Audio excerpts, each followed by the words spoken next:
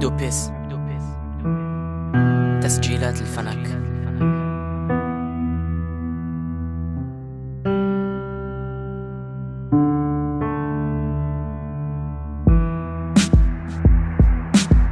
قالت بني فاستمع لي لا تخفي سرا ولتجتنب مسار السوء لا تكن مصرا وكن بالود لي إن ابتغيت عزا. نهرتها بأف ثم قمت مشمئزا كل الجمال من حياتي مرة أنا الذي كنت ابنها المطيع ذات مرة. الويل لي فلم أجلب لها غير المضرة ما كان الخير مني ولو مثقال ذرة. أرادت مني برا ما كان مني إلا مسخا بلا مبادئ عن أمه تخلى. لئيما كنت قاسيا عن السبيل ظل أرهقت أمي بكل أنواع المذلة. على سلوكي أعيا أمي وأوها هزيلة كانت في كل مرة رأوها. كم مرة دفعتها وصوت الفاه دوى استهدفتها كأنما كانت هي العدوة. سحقت قلب أمي رغم شيبها وقد أرادت قبلة على الجبين لأجل ممنوعات أنتشي بها.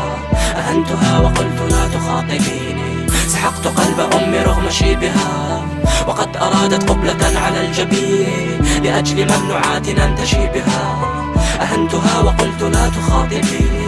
ماتت ولم أجد من غيرها في الناس هادي أشتاق كل ليل أن تطل في سهادي. حزينة فارقتني لم تفرحي به وهل تغنيني دمعتي وهل يجدي نحيبه. لغبطة لبعدها فالحزن لا يضاها ثم هل للعيش ذوق دون أن أرى رضاها. وحيدا يخطو كل ربوة وتلة من كثرة الدموع حتى القميص ابتله. كانت بآبها شر عتابها ولم أنصت ولو لحرف من عتابها. بنية تعالى في الناس سر تعالى ولم ينصت لقولها رسى فيما سعى. هاج البحر حسرة والرعد دمدم وكل كائن في الكون نادى.